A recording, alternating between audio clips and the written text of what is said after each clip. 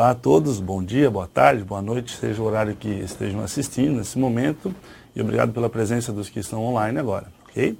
Bom, eu me chamo Daniel Petkov, eu sou especialista em medicina do trabalho, graduado pela Universidade Federal de Santa Catarina em 2008 e em medicina do trabalho pela Universidade Federal do Paraná em 2012 e atuo na área desde então, ok?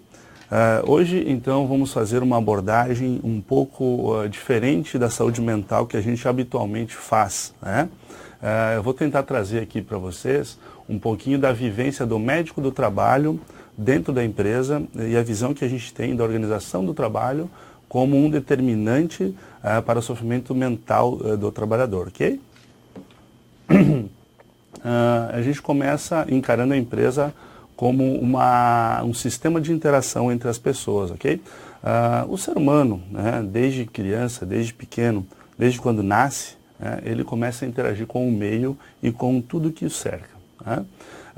Quando ele nasce numa família, essa família tem uma cultura, ela tem os seus princípios, ela tem a sua religião, suas crenças, né? E desde então essa criança ela começa a ser moldada dentro desses princípios, dessa cultura, deste meio, e ela passa a aceitar algumas regras de conduta, de vivência, né? E vai acumulando uma bagagem cultural.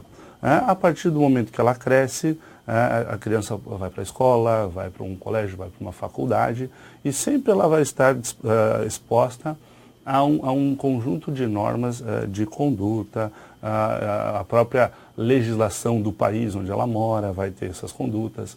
E quando essa criança, esse adolescente, esse adulto está, digamos assim, formado para a sociedade, para o mercado de trabalho, ele vai adentrar certamente uma empresa, como a maioria dos trabalhadores estão vinculados a alguma empresa, e nessa empresa, que será então um local de trabalho, um sistema de interação social, onde as pessoas participam e expressam suas vivências, então nessas empresas também nós teremos um conjunto de normas e regras que a pessoa tem que seguir.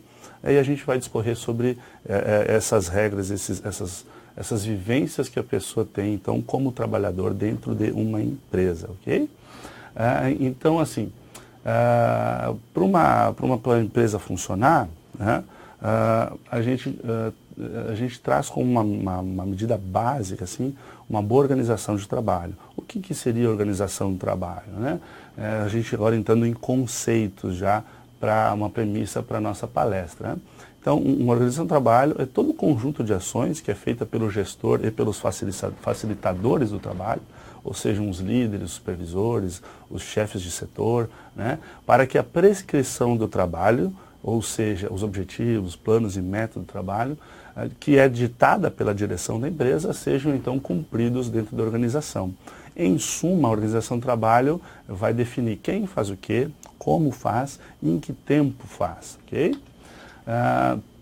Como a gente fala muito em interação dentro do trabalho, a gente tem aqui nesse slide agora, vocês podem ver, um organograma, digamos, um panorama, né, de como funcionam as interações do trabalhador com o trabalho, tá? A gente vai partir do micro para o macro, então o trabalhador, antes de mais nada, a primeira interação que ele tem dentro do trabalho é com ele mesmo, tá? Nesse primeiro quadrinho pequeno que vocês veem do centro, da lateral aqui que vai para o maior, tá?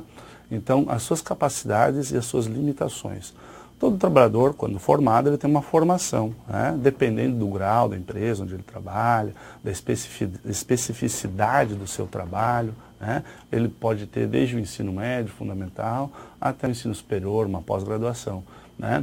E quando ele foi classificado para trabalhar naquele local, naquela função, ele vai ter, então, uma expectativa de como ele vai agir, de como ele vai trabalhar, de como ele vai atuar dentro da empresa.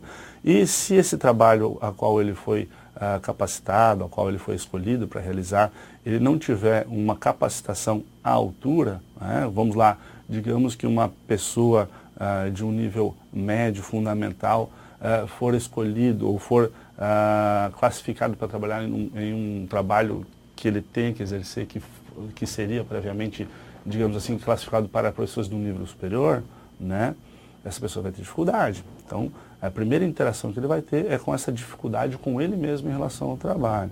E também as suas limitações. Existem pessoas que têm diferença de gênero, homens, mulheres, diferença de idade, mais jovens, mais velhos, né?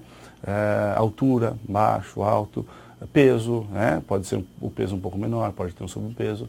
Então, dependendo da atividade que ele vai exercer dentro de uma empresa ou qualquer trabalho que ele vai desenvolver, ele pode se deparar com uma interação de uma limitação na sua restrição em relação a essas características que eu coloquei agora. A gente vai especificar isso mais para frente também, ok?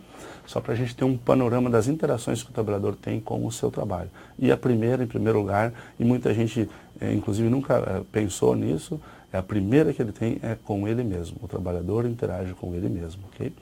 Ok. Subindo para o macro agora, então, as interações que o trabalhador tem com o seu ambiente de trabalho. Então, todas as características de conforto que existem no ambiente de trabalho dele, se for um trabalho em céu aberto, um trabalho dentro de um escritório, fechado dentro de uma fábrica, ou no nosso caso, profissional de saúde dentro de um hospital, um posto de saúde, né? O ambiente vai ter uma característica, né? Iluminação, então pode ser um lugar mais claro, mais escuro. Conforto térmico, pode ser mais calor, pode ser mais frio, pode ser de uma ventilação natural, de uma ventilação artificial, né? O conforto acústico, pode ser um local muito barulhento, um local muito silencioso, né? E podem existir contaminantes no ar onde essa pessoa trabalha. Por exemplo, cheiros desagradáveis, odores desagradáveis, né? Ou pode existir micropartículas no ar, por exemplo, poeiras, né? Mofo. São coisas que certamente, a gente vai falar mais para frente, vão interferir e ser determinante para um sofrimento físico e mental do trabalhador. Subindo um pouco mais, então, a interação do trabalhador com o seu posto de trabalho. Veja como há diferença entre o ambiente de trabalho, que seria o global, né? Um ambiente de trabalho pode ter vários postos de trabalho diferentes. Okay? A gente pega aí, por exemplo, uma sala de emergência, uma unidade de pronto atendimento. O ambiente de trabalho é toda a unidade de pronto atendimento. Os postos de trabalho seriam a sala de emergência, né, a sala vermelha, a sala de enfermagem, os consultórios médicos, né, as enfermarias, ok? A sala de curativo. Então, os postos de trabalho. Então, cada trabalhador vai ter um posto de trabalho. Podem ser feitos rodízios nos postos de trabalho, onde um trabalhador trabalha no mesmo ambiente, porém em postos de trabalho diferentes. E esses postos de trabalho vão ter as suas características. Tem um mobiliário, tem ferramentas, tem equipamentos que o trabalhador vai utilizar para executar as suas tarefas. Tá? Então, esses mobiliários são importantes. Por exemplo, se for um trabalho de escritório, a cadeira tiver com altura diferente da altura do trabalhador e ela não tiver um ajuste, se um computador não tiver, um monitor de tela não tiver na altura adequada para o trabalhador, isso vai gerar um sofrimento, uma ansiedade, um estresse. E se esses equipamentos também não estiverem num funcionamento adequado. Então o trabalhador ele interage com tudo isso, né? Interage consigo, interage com o ambiente, ele interage com o posto de trabalho, né? E se tudo não estiver de acordo com o que a gente vai ver daqui para frente, vai gerar sim um sofrimento, tá? E agora, para o mais global de todos, a organização do trabalho, que admite todas essas características, todas essas interações, e a gente tem alguns conceitos de tarefas, horários, pausas, as relações pessoais e interpessoais. Então, como a tarefa é descrita, né? Ou seja, como a empresa entende que aquele trabalhador deve agir. Isso deve estar prescrito pela empresa. Ela deve definir como o trabalhador deve fazer a sua tarefa. Lógico, é importante ter autonomia do trabalhador para ele fazer as suas tarefas da maneira que ele acha correto, como ele aprendeu na sua vida, como ele foi capacitado, mas existem tarefas, existem horários para ele cumprir, início de jornada, final de jornada, e a gente sabe que existem os mais diversos tipos de jornada de trabalho, diurno, noturno, plantões noturnos, plantões diurnos, 8 horas diárias, 4 horas, 6 horas. Esses horários, isso tudo faz parte da organização do trabalho. As pausas também. Se uma pessoa trabalha 8 horas, qual é o horário de almoço? Se ela trabalha 6 horas, ela tem horário de almoço, ela tem pausa. Você faz um plantão de 12 horas, como serão essas pausas? Tem local para descanso? tudo isso é organização do trabalho. As relações, então a gente falou lá no primeiro momento da relação do trabalhador consigo mesmo. Mas ele interage consigo e com seus colegas, a maioria dos trabalhos são coletivos, com algumas exceções os trabalhos são mais individuais, mas sempre vai se reportar alguém, vai precisar de alguém para concluir uma tarefa. Então essa relação com os colegas, com a equipe, isso faz parte da organização do trabalho. E também as relações hierárquicas, com os seus subordinados ou subordinandos, as pessoas a quem ele está subordinado da sua chefia, os seus chefes, os diretores e também as pessoas que estão, digamos assim, abaixo hierarquicamente a quem eles respondem ou a quem eles gerenciam. Então tudo isso faz parte das interações do trabalhador com o seu trabalho, tá bom? Isso é muito importante para tudo que a gente vai falar aqui para frente. Então, só a título de, mais assim, para dar uma pincelada mesmo, tudo que estuda a organização do trabalho, normas de produção, modo operatório, a determinação do conteúdo do tempo, exigência do tempo, são conceitos um pouco mais específicos, a gente não vai entrar em muitos detalhes que não é o objetivo dessa palestra, mas é importante saber que existe um estudo muito aprofundado dessas descrições de tarefas assim, da organização do trabalho, cadência do trabalho, conteúdo, ritmo, como o trabalho é feito, só mais para a gente introduzir o assunto que a gente vai abordar mais para frente. Quando a gente fala em produto, isso, a organização do trabalho, a higiene ocupacional, ela vem mesmo da atividade industrial, Foi dentro das indústrias que surgiu todo esse papo de organização do trabalho, de higiene ocupacional. E isso é transferido para toda e qualquer empresa, Quando a gente fala em trabalho, em produto, todo trabalho tem um produto, Se a gente usar um hospital como referência, qual é o produto de um hospital? Ele não vai produzir uma peça, não vai produzir uma coisa física palpável, a não ser que a gente considere que saúde sim seja uma coisa palpável, Então qual seria o produto de um hospital, de uma unidade de saúde? Produzir saúde, talvez? Então a gente usa isso. Como a gente vai produzir saúde? A gente usa indicadores, a gente usa equipes, dimensiona equipes, quanta gente a gente vai atender nesse local, quantos pacientes a gente tem internados. Então, a partir daí, a produção ela é medida e a organização do trabalho é muito importante nesse processo todo. A título aqui de curiosidade e mais para entender a relevância desse assunto, nos últimos anos tem se dado muita atenção na organização do trabalho como um dos fatores geradores de estresse, e se relaciona muito à saúde mental com a organização do trabalho, Então, só uma matéria recente aqui do ano passado, final do ano de 2017, na verdade, da Fundacentro, que hoje é o maior órgão relacionado à higiene ocupacional do país, e um dos maiores do mundo, inclusive. Então tem aí trazido alguns encontros para discutir a organização do trabalho e o sofrimento mental do trabalhador. Ok, agora entrando mais um pouquinho na nossa área propriamente dita, depois dessa introdução toda, a gente vai falar de como funciona, então, a máquina humana. Eu sei que a maioria das que estão assistindo são profissionais de saúde, ou direto ou indiretamente, muitos colegas médicos também. A gente tem que entender como funciona a máquina humana, A gente tem um binômio que é o corpo-mente, que ele sofre uma sobrecarga, não é? Então, esse binômio físico-psíquico, ele está sempre interligado. Se existir um fator agressor ao nosso corpo físico, a gente vai ter um sofrimento mental e vice-versa. Então é assim que a máquina humana funciona. Sempre que existir um cansaço físico muito intenso, a gente pode ter aí um cansaço muscular por uma atividade no trabalho, por exemplo, uma atividade estática ou dinâmica muito forte. O que seria isso, num exemplo? Um trabalhador que carrega peso, que faz um levantamento manual de cargas. Se ele estiver carregando um peso acima do que ele consegue carregar, ou durante muitas horas fazendo esse esforço, ele vai ter um cansaço muscular e fisiologicamente isso leva a um esgotamento energético, vai ativar toda aquela classe de respiração anaeróbica, aquela coisa fisiológica, Isso vai levar a uma sobrecarga física, que consequentemente vai levar a uma sobrecarga psíquica, uma queda do desempenho físico, uma queda no desempenho intelectual ou psíquico, e também de trabalho, uma queda no desempenho do trabalho. E o cansaço mental também. Se o trabalhador não estiver satisfeito com a sua atividade, as suas atividades forem muito monótonas, e mais para frente eu vou falar um pouco sobre atividades monótonas, ou pelo contrário, de alta exigência para aquilo que ele está fazendo, isso vai ser, obviamente, uma sobrecarga psíquica que vai levar a um cansaço físico, e esse binômio ele está sempre no centro de tudo que a gente vai falar hoje, para o sofrimento mental mais especificamente, que não deixa de levar a um sofrimento físico também. Existem normas do Ministério do Trabalho em relação a tudo que tange as relações de trabalho. Isso se chamam as normas regulamentadoras do Ministério do Trabalho. São 36 normas hoje, né?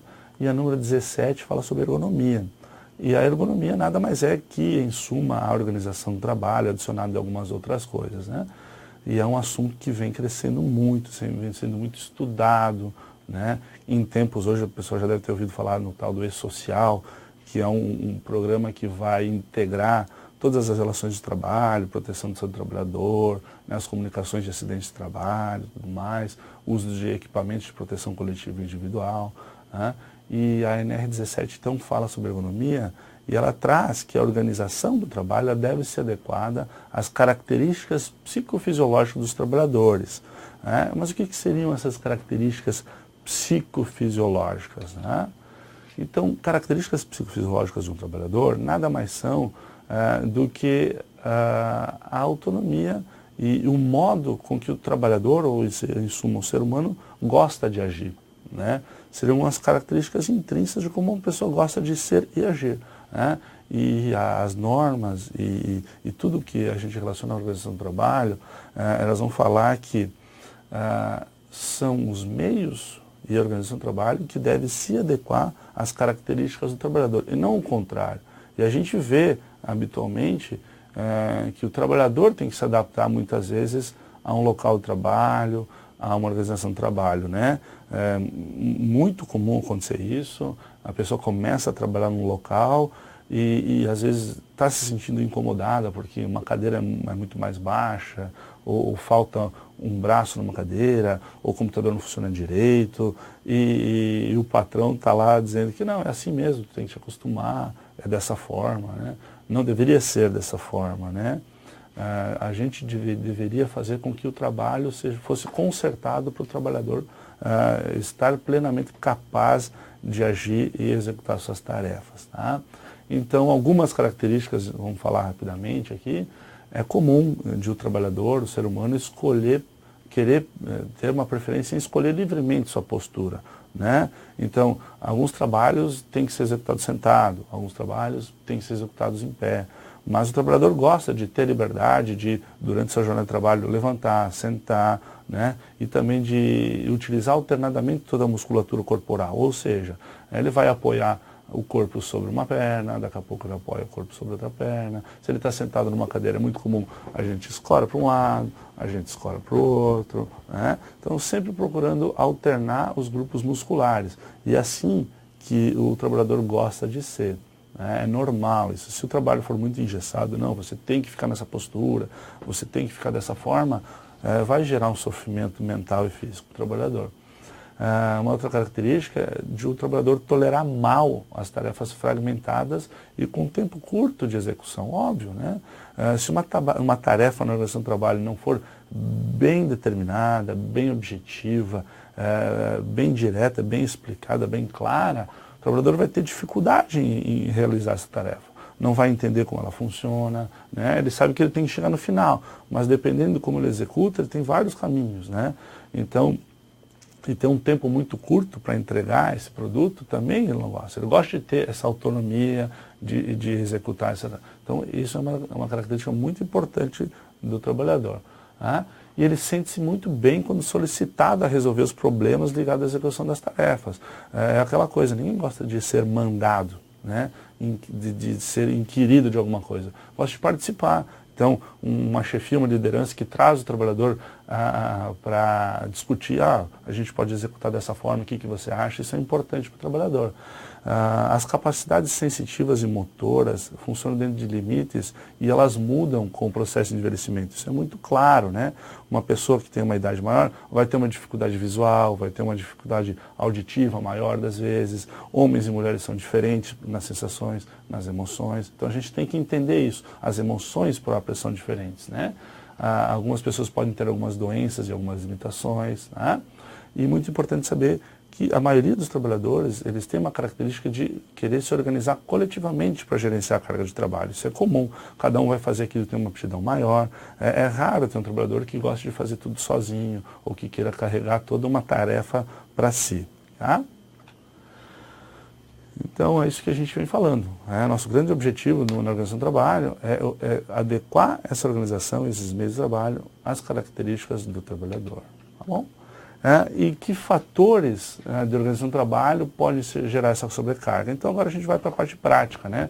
Então dentro de tudo que a gente expôs até agora, então horas extras, dobra de turno, trabalhos em feriados, sábado, domingo, a gente tem permitido pela legislação, numa carga de 8 horas, até 2 horas, horas extras de trabalho, 2 vezes por semana, permitido. Mas há empresas que fazem hora extra todo dia, mais de 2 horas. Isso inclusive gera processos judiciais. Então é uma coisa meio que óbvia, né?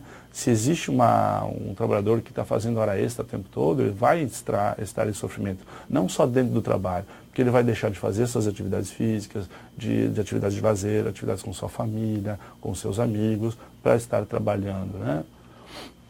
A falta de pausas durante a jornada de trabalho, obviamente. Uma pessoa não consegue trabalhar o tempo todo sem ter pausas. As pausas são necessárias para espairecer, para descontrair, para tirar a atenção do trabalho, descansar a mente, o corpo. Né? É muito comum a gente ver trabalhos com longas jornadas e poucas pausas, principalmente na área da saúde. Um plantão aí de 12 horas, 24 horas, tem gente que nem dorme, nem descansa, né? Então se torna crítico isso. Né? Insuficiência de capacitação dos trabalhadores, metas abusivas, são coisas assim que a gente sabe que interferem muito na saúde do trabalhador, e que vai trazer uma exigência grande e um sofrimento. Tá? Falta de material, manutenção de equipamentos errada. Vamos lá, numa sala de emergência, se um enfermeiro não tem lá um termômetro adequado, um esfigmo, um manômetro adequado para aferir a pressão de um paciente, vai gerar o sofrimento, porque não vai conseguir executar a sua tarefa. E muitas vezes a gente vê, por exemplo, imagine que numa sala de emergência, uma parada cardiorrespiratória, o desfibrilador não funciona. Primeiro que o paciente é o primeiro a perder, e outra, toda a equipe vai perder. Então, um exemplo prático de como uma falta de material ou a manutenção de um equipamento pode interferir muito no sofrimento e na execução da tarefa do trabalhador. Monotonia das atividades. Então, isso é uma coisa bem específica, assim, é uma coisa sutil muitas vezes. Existem trabalhos que têm uma demanda muito baixa, né? Muitas vezes, assim, em serviço público a gente vê isso, né? Em instituições em que há uma diferença de vínculos de trabalho, que instituições grandes, né, público-privadas, que têm diferença de vínculos seletistas, estatutários, a gente vê inclusive conflitos dentro dessas instituições em que algumas funções executam alguns trabalhos monótonos, enquanto outras executam trabalhos de alta exigência de aprendizagem, de alta exigência cognitiva. Isso sim vai ser seria assunto para uma aula inteira, né? A gente vai passar rapidamente por causa do tempo aí, tá bom? E as relações pessoais e interpessoais, lógico, se não tiver um clima bom de trabalho entre os trabalhadores, entre as chefias, líderes que sejam, digamos assim, que tenham a sensibilidade para entender que a gente lida com pessoas e não com máquinas a maior parte dos tempos. Reuniões de feedback, comunicação de alça direta, né? São conceitos que existem dentro da organização do trabalho que são importantes para a execução do trabalho em harmonia. Tá? E passando rapidamente, o assédio moral no trabalho, a gente sempre toca nesse assunto, assim, quando a gente fala de organização do trabalho. Instituições que não têm uma boa dinâmica com seus trabalhadores, um bom treinamento de seus líderes, suas chefias, seus gerentes, elas podem levar a uma coisa que a gente chama de assédio moral, que seria uma exposição dos trabalhadores de maneira contínua, por longos períodos, a situações de humilhação, né, de pegar no pé, de fazer brincadeirinha. Isso não é uma coisa de uma vez ou outra, né, que o pessoal também já leva tudo para o outro lado, tudo hoje é assédio moral, não é bem assim. Mas eu só coloquei aqui, também é tema de muita discussão, de seminários, assim, de dias de discussão assédio moral, né? Então a gente só vai citar aqui que também pode existir como um fator de sobrecarga no trabalho, um fator estressor no trabalho, né? Então a gente falou sobre isso tudo, vamos falar um pouco sobre a prevenção, né, desses fatores para que a gente não tenha então um sofrimento mental no trabalhador gerando uma doença, um transtorno mental. Dentro de tudo que a gente falou, então, como a gente previne essa fadiga física e psíquica dentro do trabalho? Então, se a gente falou que é importante das pausas, então respeitar as pausas instituídas pela legislação, CLT fala em pausas, normas regulamentadoras falam em pausas, treinamento, capacitação, orientação dos trabalhadores, a seleção do trabalhador para o trabalho adequado, que esteja apto para trabalhar naquela função, manter boas condições no ambiente de trabalho, então tudo que a gente falou ali, conforto, iluminação, conforto acústico, conforto térmico, né? Alimentação e a hidratação do trabalhador é importante, né? Comunicação apropriada no trabalho, então a gente tem uma coisa que a gente chama de comunicação em alça direta, né? Muitas pessoas devem ter feito aí os cursos de ACLS, por exemplo, que tem uma metodologia do life support ali, avançado de cardiológico, né? Então a metodologia dessa comunicação de alça direta, uma pessoa organiza, se eu estou numa situação de uma parada cardiorrespiratória, por exemplo, e eu estou gerenciando aquela equipe, alguém está fazendo uma massagem cardíaca, alguém está cuidando da medicação, alguém está anotando o tempo de parada, eu como organizador daquilo tudo, eu estou falando com a fulana, eu quero que você me prepare uma ampola de adrenalina, prepara, não administra. Beltrano, você pode preparar o material para intubação orotraqueal, deixa prontinho para mim, checa Ciclano, checa os parâmetros do ventilador para a gente já instruir. Não é aquela coisa que eu estou chegando no ambiente, alguém me prepara a adrenalina, alguém pode... Não, isso não funciona. A comunicação tem que ser direta. E de volta também, doutor, já preparei, está aqui, está pronto, né? Ok, muito obrigado, sempre usando o nome. Então, a comunicação apropriada no local de trabalho é muito importante e ela reduz o estresse e o sofrimento, né? Evitar limitações do contato, proporcionar a oportunidade do trabalhador participar do trabalho, da tarefa, né? Existem empresas grandes, assim, multinacionais, que já entendem a importância disso, que criam dentro das empresas lounges. O pessoal joga sinuca lá, tem fliperama, tem videogame, tem lugares que tem bares para o pessoal ir lá e ter um momento de descontração, porque a gente hoje fala muito do ócio criativo, né? Do momento de descontração, como um reboot para a gente produzir mais no momento apropriado, né? A mente trabalha de uma maneira diferente do corpo nesse sentido, né? Muitas vezes a gente tem que descansar a mente, né? E é isso que às vezes falta nas empresas, né? Então, sempre que possível, fazer, como eu falei antes, os trabalhadores participarem das decisões, fazer reuniões de feedback, trazer o pessoal para discutir. Ninguém sabe mais da tarefa do trabalho do que o próprio trabalhador. Muitas vezes, quem criou a tarefa e não a executou, não entende como ela pode funcionar de uma maneira melhor. Então, isso é muito importante na saúde do trabalhador. E em que momento o sofrimento mental se torna um transtorno mental? Existe uma linha muito tênue nesse aspecto, né? Todos esses fatores de organização do trabalho que geram uma fadiga física e psíquica, a gente chama de fatores estressores. E os fatores estressores vão gerar alterações fisiológicas no ser humano, né? Físicas, mentais, psíquicas, né? E é disso que a gente vai falar um pouquinho agora. Como isso tudo gera estresse, ansiedade e até que ponto o corpo humano, o ser humano, se adapta a essas mudanças realmente fisiológicas que ocorrem em nosso corpo, né? Então, muita gente já deve ter ouvido falar na reação de luta ou fuga, que é uma reação realmente hormonal. Toda vez que o ser humano tem um estresse, seja ele de qualquer natureza, pode ser um incômodo no trabalho, uma contrariação, uma coisa injusta que ele sofreu, um trauma é um estresse, por exemplo, chutou lá, caiu, torceu o pé, bateu numa cadeira, caiu de costas no chão, isso gera um estresse, né? E se a pessoa é agredida verbalmente, se leva uma dura de um chefe, por exemplo, mais acirrada assim, ele vai receber isso como um fator estressor. E lá no nosso organismo, fisiologicamente, isso tem um nome, a reação de luta ou fuga, né? Tem toda uma questão fisiológica de como acontece, vai ativar o sistema parasimpático, as catecolaminas, né? Lá cerebral até a medula da adrenal liberando adrenalina e noradrenalina, isso vai para a corrente sanguínea e a gente vem para o que a gente conhece como as 3 fases do estresse, né? Isso a gente já está entrando no ponto de onde o sofrimento mental leva a um transtorno mental, ok? Então as fases do estresse, alarme, resistência e exaustão.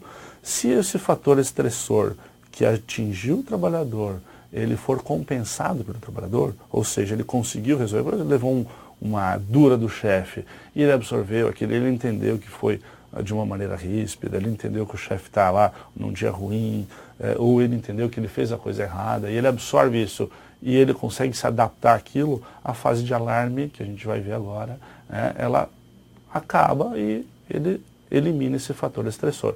Se isso o atinge de uma maneira que ele não consegue se adaptar, ele vai para uma fase de resistência e, em último caso, para uma fase de exaustão. Eu gosto muito de utilizar o exemplo de uma pessoa que está numa selva e se depara com uma onça, né?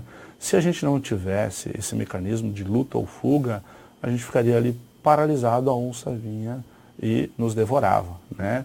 Então, como a gente foge dessa onça? E a onça, eu quero que todos pensem nela como qualquer fator estressor no trabalho, nossa vida, uma discussão em casa, né? Já extrapolando um pouquinho a palestra. Todo fator estressor da gente, ele é uma onça, que a gente tem que fugir ou enfrentar, né? E como a gente vai fugir ou enfrentar, é o estresse que vai ser o primeiro sinal que a gente vai ter no nosso organismo, né? Então, a partir do momento que aquele sistema parasimpático ele se é ativado, a gente chega na primeira fase, que é a fase de alarme. Então, aquela reação hormonal que a gente tem, viu a onça, sofreu o fator estressor, então aumenta a frequência cardíaca, os batimentos cardíacos, a pressão arterial, liberação de glicose pelo fígado para que a gente tenha energia para consumir rapidamente, uma redistribuição sanguínea, a gente tem uma centralização do fluxo sanguíneo, que isso o sangue vai mais para os músculos, né? A gente tem uma dilatação das pupilas para enxergar melhor, a gente tem uma dilatação da árvore respiratória para a gente absorver mais oxigênio. Então, é essa reação de luta ou fuga que a gente tem, para a gente enfrentar a onça ou para a gente correr dela e para a gente não entrar em colapso, morrer, literalmente no caso da onça, ou denotativamente no caso de outros fatores estressores. Se esse fator estressor é eliminado, isso tudo volta, as catecolaminas são eliminadas do nosso organismo, né? A serotonina entra em ação, né? Então a noradrenalina e a epinefrina reduzem na corrente sanguínea e tudo volta ao normal, o fator estressor sumiu. Mas se a onça estiver ali, a gente está correndo dela ou está lutando com ela, o fator estressor continua nos agredindo, a gente vai para uma fase de resistência, né? Onde o organismo está começando a entrar em colapso, ou seja, tudo aquilo, ele está com a pressão sanguínea no máximo, a dilatação alveolar no máximo, né? A frequência cardíaca está estourando, a gente está taquicárdico, né? A pupila gigante, os músculos estão ao máximo, a nossa glicose disponível está diminuindo, então a gente começa a ter câimbras, um tremor muscular, uma fasciculação, né? Irritabilidade do ponto de vista psíquico, dificuldade de concentração, uma instabilidade ou até uma labilidade emocional, um desânimo, né? Aí tem outras coisas, insônia e tal. E não conseguindo suprir isso tudo, a gente vai então para uma fase de exaustão. Aí a doença aparece, né? Então distúrbios somatoformes aparecem, então problemas respiratórios graves, né? Distúrbios gastrointestinais, tem gente que tem diarreia crônica, tem gastrite nervosa, né? Refluxo, pode surgir hipertensão arterial, até infecções recorrentes devido a uma baixa da imunidade. Isso a gente está falando de fatores estressores crônicos. Imagina aquele chefe que eu falei momentos atrás, todo dia cobrando o trabalhador de uma maneira ríspida, e essa pessoa não tem a possibilidade de sair desse trabalho, de mudar, de enfrentar. Então todo dia ele sofre por isso, ele já não dorme bem em casa pensando que no outro dia ele tem que ir lá enfrentar o seu chefe, que na verdade é a onça da vida dele, que ele não consegue fugir, ele não consegue enfrentar, mas o organismo dele vai enfrentando dessa forma, vai passando da forma de alarme, estresse, exaustão, e ele está ficando doente, está somatizando uma doença que começou num sofrimento mental não resolvido, por causa daqueles problemas relacionais no trabalho, né? Isso, como exemplo, pode ser qualquer um daqueles fatores que eu falei anteriormente. Se ele está fazendo hora extra demais, não está conseguindo tempo para ver a família, não está conseguindo tempo para fazer exercício, né? Tudo isso que eu estou falando. Então, aí surge a doença, né? E aí as doenças, os transtornos mentais e comportamentais, isso classificado dentro da classificação internacional de doenças 10, que é atualmente vigente, né? A gente tem as mais importantes, aí os transtornos mentais e comportamentais devido ao uso de substâncias psicoativas, aí então pode ser desde álcool, né? A gente tem problemas muito sérios de alcoolismo em trabalhadores de algumas atividades principalmente, mas não só álcool, né? Drogas ilícitas também, cocaína, crack, outras coisas sintéticas, maconha, transtornos do humor, então depressão, principalmente afetivo bipolar, né? Os transtornos neuróticos ansiosos, ansiedade, pânico, crises, agorafobia, né? Medo de público, essas coisas assim, tá? Vou falar um pouquinho de estatísticas, então, dos transtornos mentais e comportamentais, né? Então, dados recentes aqui, a gente tem que até 4,4% da população mundial hoje sofre de uma depressão, né? De alguma forma de depressão. E no Brasil, essa estatística é um pouco maior, quase 6% da população. Inclusive, a maior prevalência na América Latina, né? E estima-se, então, que até 1/3 dessas pessoas que têm um diagnóstico de algum tipo de depressão não estejam fazendo um tratamento médico adequado. Isso é muito importante. A gente tem essa estatística também da Organização Mundial de Saúde, que os transtornos mentais e comportamentais hoje são cerca de 13% de todas as doenças do mundo, né? E as estatísticas de incapacidade. Então, lógico, né? Uma pessoa que tem uma doença grave, como uma depressão, ela, em algum momento da vida, ela vai estar incapaz para executar as suas tarefas. E muitas vezes, o próprio trabalho é o causador dessa incapacidade, dessa doença, né? Então, como a gente vai reabilitar uma pessoa dessa que está afastada por causa do seu trabalho, né? Então, a gente tem dados também da Organização Mundial de Saúde, que esse número vem alarmantemente aumentando, né? Aumentando muito nos últimos 10 anos, aí, quase 20%, aumentando os casos de pessoas afastadas por esse motivo do trabalho. E até ano que vem, nos próximos 2 anos, aí acredita-se que vai ser a doença que mais incapacite os trabalhadores no mundo todo, né? Hoje, a maior causa de afastamento ainda são os distúrbios osteomusculares, os traumas, né? Mas estão quase na mesma onda, na mesma estatística hoje. No Brasil é a segunda maior causa de afastamento, acompanhando uma trajetória de que em breve será a principal causa, né? E dados econômicos, então, se há uma estimativa também da Organização Mundial de Saúde, que a gente tem um gasto com isso, as consequências de cerca de $1 trilhão para o mundo de perda econômica, essa incapacidade. Veja como é importante, né? O pior desfecho sempre desses casos de transtornos mentais e comportamentais, a gente não pode deixar de falar suicídio, né? Eu classificaria os problemas com drogas, né, e o suicídio muito relacionados, né, principalmente ao alcoolismo, né? Eu não quis dar muita atenção para esse caso, para o alcoolismo e para as drogas nessa palestra, porque é um tema assim, de muita discussão também, mas a gente não pode deixar de citar. Hoje, e o suicídio está muito relacionado com isso também, né? Geralmente há o envolvimento de sofrimento crônico não estimado, não efetivamente valorizado em muitas pessoas que vão chegar ao suicídio. Então a gente tem um dado alarmante de um aumento de 65% nos casos de suicídio nas últimas 4 décadas, né, no mundo. e uma estatística de até 1 milhão de suicídios hoje acontecendo no mundo, né? No Brasil, já é a terceira maior causa de morte violenta. Se a gente classifica as mortes violentas como os homicídios, assassinatos, né? Os acidentes de trânsito, são as mortes violentas. Hoje já é a terceira maior causa de morte violenta no Brasil, cerca de 12 mil por ano. Então é uma estatística muito, muito alarmante, né? E mais alarmante ainda é a gente saber que tem uma estimativa de que até 90% dos casos de suicídio poderiam ter sido evitados se os trabalhadores, se as pessoas tivessem recebido uma ajuda adequada, né? E agora, na nossa prática mesmo, já chegando aí ao final da nossa apresentação, o que o médico do trabalho e o médico assistente e outros profissionais de saúde podem fazer pelo trabalhador, dentro ou fora da empresa. Até aqui, eu trouxe toda a visão que o médico do trabalho tem de uma organização do trabalho, de como a gente pode organizar as tarefas e tudo mais, para que não haja um sofrimento, ou como a gente pode identificar os fatores agressores, fatores estressores para o trabalhador no trabalho. E agora eu vou falar um pouquinho de o que a gente pode fazer na prática, ok? Eu chamo isso tudo de princípios básicos de qualidade de vida e bem-estar. A gente não vai reinventar a roda. A roda existe, né? O tratamento existe.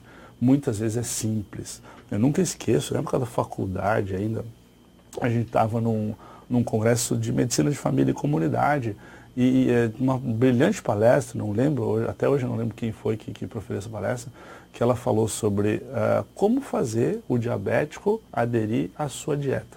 Ou seja, hoje a gente sabe tudo sobre diabetes, os melhores tratamentos, tudo que a gente deve fazer, a gente só não consegue fazer o paciente aderir ao tratamento.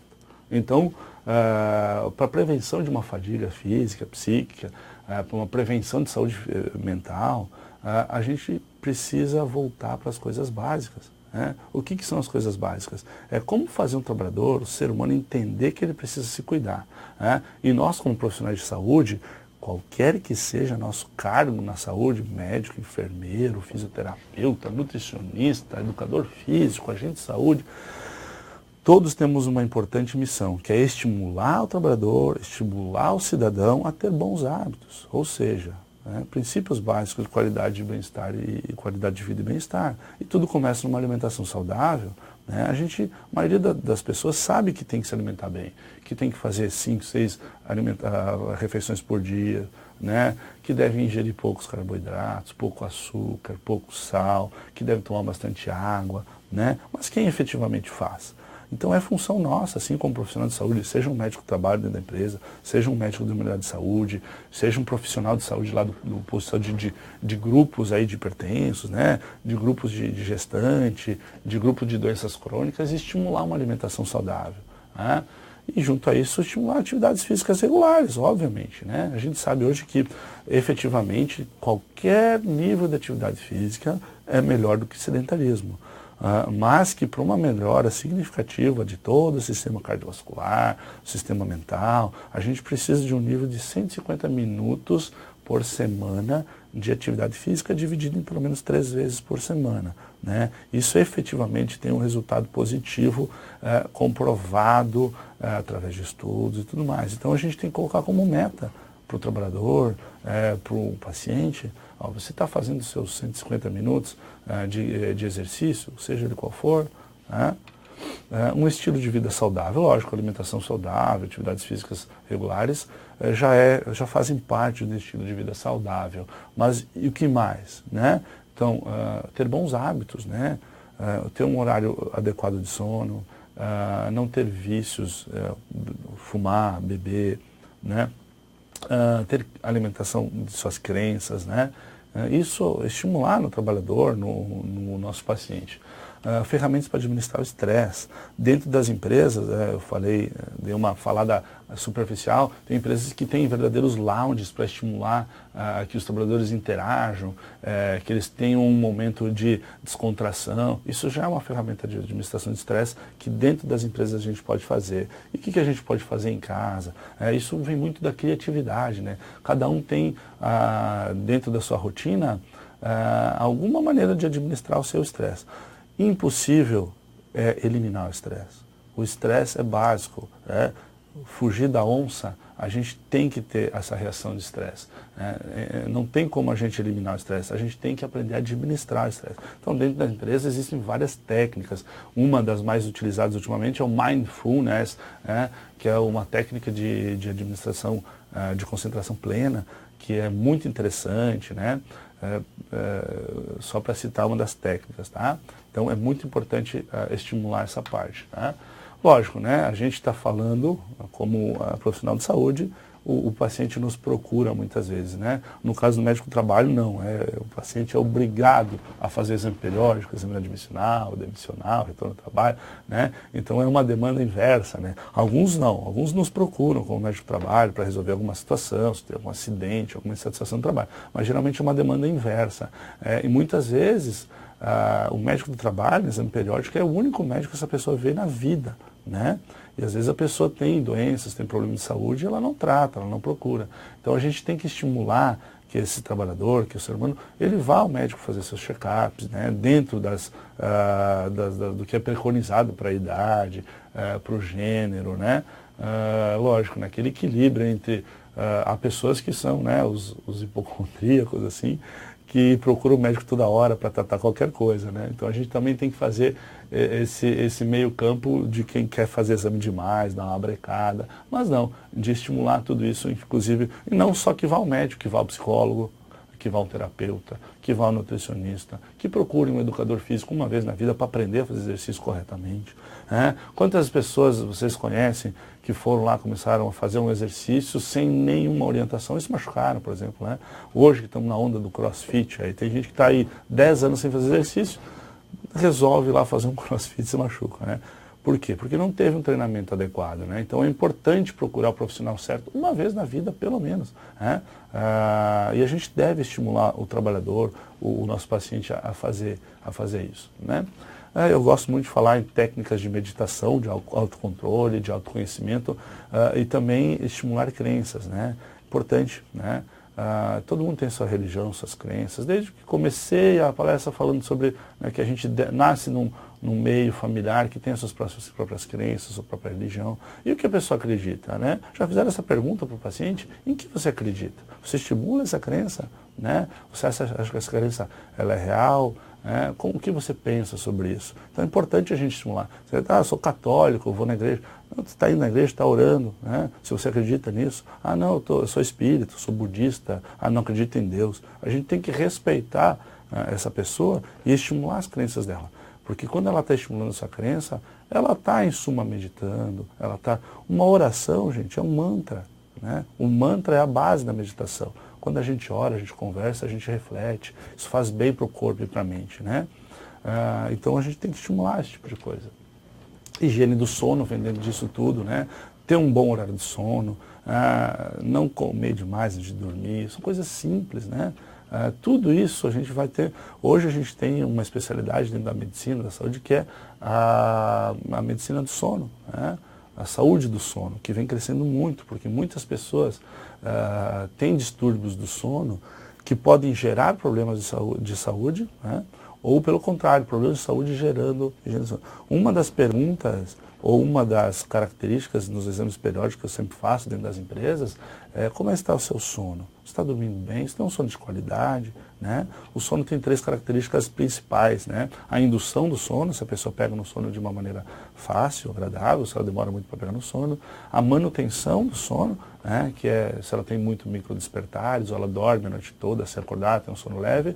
E a maneira com que ela acorda, se ela tem um sono reparador. Então, se a pessoa tem algum problema numa dessas 3 características do sono, a gente tem que investigar na vida dela o que está errado. Pode ser um transtorno, um sofrimento mental que ela está tendo, pode ser falta de exercício, alimentação errada, uso de eletrônicos antes de dormir. Então a gente tem muita mania de checar o e-mail, de jogar algum joguinho de DFTV. O ideal é que a gente não tivesse nem eletrônico no quarto, né? Que a gente fosse deitar depois de fazer uma meditação.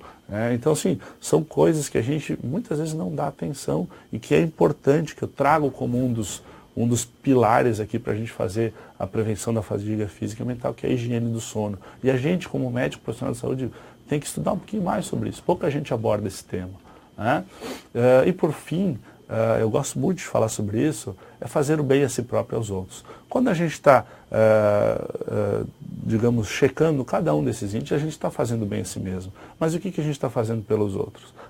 Estudos consagrados já trazem isso, que atividades voluntárias, né, participar aí de ações sociais, de ajuda, beneficentes, voluntariado, quando a gente ajuda alguém, a gente tem uma melhora de doenças crônicas, tem uma melhora de transtornos mentais e comportamentais. Quando a gente faz bem a alguém, a gente faz bem a si próprio. E a gente tem que estimular isso em nós mesmos, primeiro, e nos outros, né? Então eu gosto muito de trazer isso. E para mim, essa é a forma de a gente fazer uma boa prevenção da fadiga física e psíquica, né? E é isso, gente, né? Muito obrigado. Eu fico muito satisfeito se eu consegui trazer um pouco da vivência do médico do trabalho e de como a organização do trabalho ela é um fator importante é um determinante importante para o sofrimento mental do trabalhador. Muito obrigado. Bom, eu gostaria de agradecer o convite do pessoal da Telesaúde, né, o pessoal da saúde mental da Secretaria. É sempre um prazer, né, compartilhar esse tema, né? Eu gosto muito de estudar e falar sobre esse tema e é uma experiência diferente, a gente não está junto com vocês, assim, porque eu gosto de sentir o calor das pessoas, a reação das pessoas e as pessoas ficam mais abertas, assim, né, a perguntar, a compartilhar experiências que têm. Eu sei que vocês aí, quando a gente vai falando sobre isso, sobre os fatores da organização do trabalho, vocês vão se coçando, vão se sentindo na pele as coisas, e eu sinto isso quando a gente está presencialmente junto. Mas, quem sabe, num futuro a gente consegue estar junto aí para compartilhar mais.